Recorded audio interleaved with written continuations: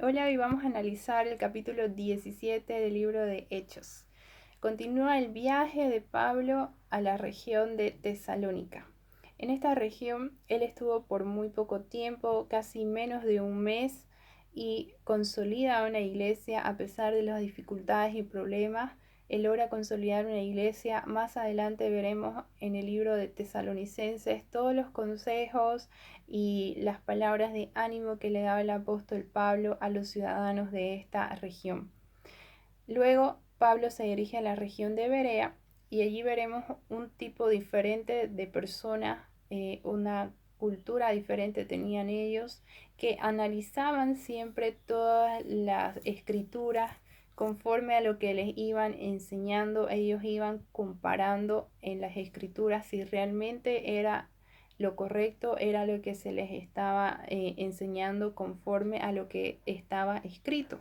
Algo que nosotros también debemos hacer como cristianos es siempre analizar todo mensaje que recibimos, constatar que sea proveniente de la palabra del Señor, de la Biblia, y no quedarnos solamente con lo que se nos está diciendo, sino que ir a las escrituras, analizarlas y recibir el mensaje del Señor.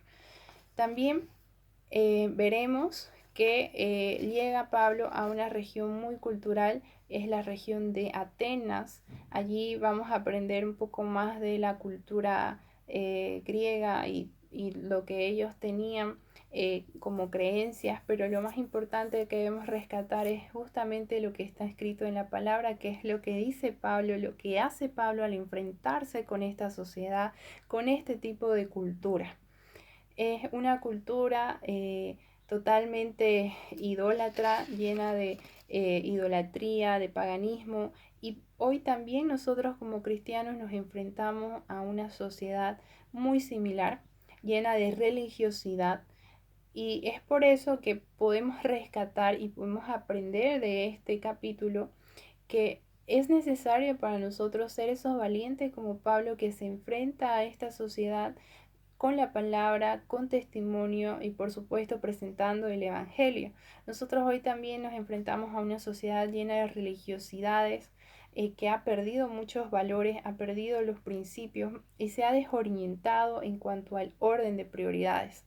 Hay mucho consumismo, mucha pérdida de valores, hay mayor importancia al factor económico, trabajo, y hoy tenemos justo un llamado de atención, tenemos la oportunidad también para reflexionar, tenemos el tiempo, y esta situación que estamos atravesando a nivel mundial nos está haciendo a muchas personas reflexionar, meditar y cambiar el orden de prioridades que teníamos.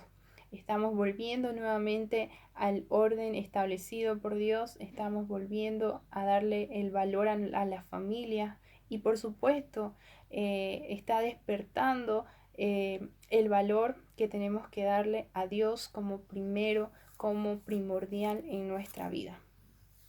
Eso es lo que comparamos y lo que yo comparo con Pablo enfrentándose a esa sociedad de religiosidad y de idolatría a la que nosotros también nos enfrentamos día a día, y que tal vez antes de esta pandemia la habíamos estado sintiendo y viendo con mayor fuerza, con mayor rigor, pero que pasando esta temporada sabemos y confiamos que vamos a volver a reunirnos muchísimas más personas en la casa del Señor, y van a haber muchas más personas encaminadas hacia el único camino que es Jesucristo. Bueno, entonces vamos a continuar un poquito. Voy a hablarles un poquito, explicarles lo que sucede en Atenas. Vemos en el versículo 18 que nos habla de la filosofía que había en esa región, ¿no es cierto? Hay dos ramas principales de filosofías que estaban de moda en aquel tiempo, y eran los filósofos epicúreos y los estoicos. Ambos estaban direccionados en otras cosas. Los epicúreos estaban alineados y proclamaban a que había que buscar el placer, complacer los deseos para tener la finalidad, o sea, como objetivo de vida. Esa era la finalidad de su vida. la finalidad de la vida del hombre debía ser complacer todos sus deseos y encontrar todo lo que a él le gustaba. Eso proclamaba esa filosofía. Y la filosofía de los estoicos proclamaba todo lo contrario. Había más bien que restringir esos deseos, había que limitarse con esos deseos y esa era su tendencia. Entonces pueden buscar un poco más para estudiar más de la filosofía si les interesa, pero lo más importante es cómo Pablo se enfrenta a esto, a estas personas, a esta sociedad.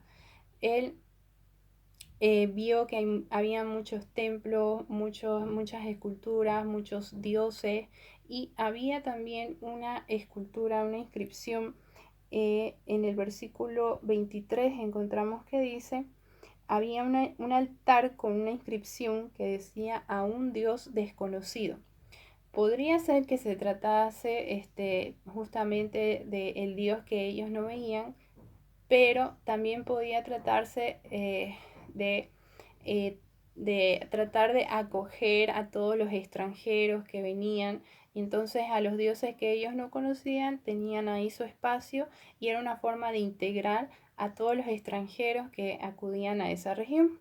Sin embargo, Pablo se agarra de esa inscripción y la utiliza justamente para hacerles ver, hacerles referencia al Dios que ellos no conocían, al Dios verdadero, al Dios que no podían ver, que no podían tallar, que no podían hacer una imagen, que no podían hacer una estatuilla, e incluso les enseña que el Dios verdadero no podía contenerse en uno de esos templos que ellos habían construido, que podían edificar para sus otros dioses, porque el Dios verdadero era el creador del universo.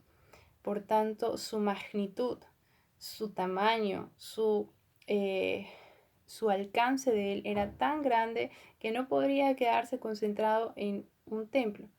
Por eso es que Él está en todas partes, Él está en todas las regiones al mismo tiempo. Entonces, ahí Pablo les muestra que nuestro Dios es el verdadero y es el Dios más grande y el creador de todo. No podría existir alguien capaz de detallar o de retratar o de mostrar, de tallar el cuerpo, la imagen o el rostro de un Dios tan grande. Nosotros somos su linaje.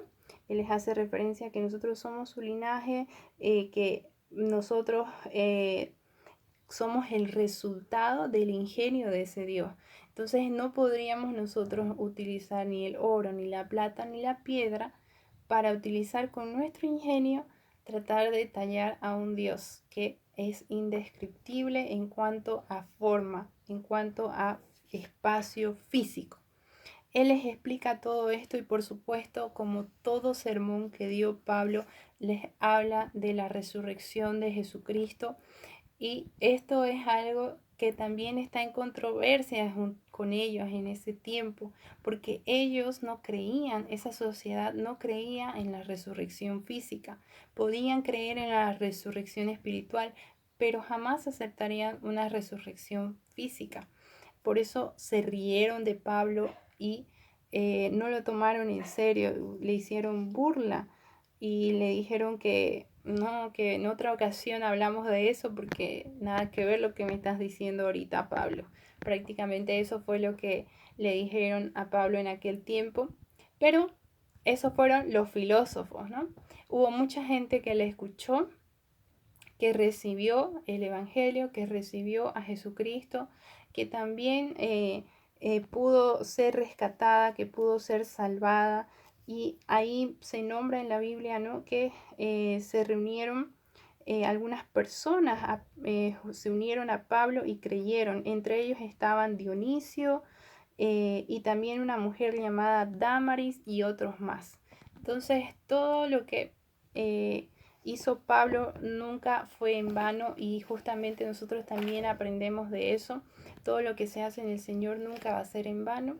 Estamos llamados a convertir a nuestra sociedad, a encaminarlos al camino de la vida, que es a través de Jesucristo.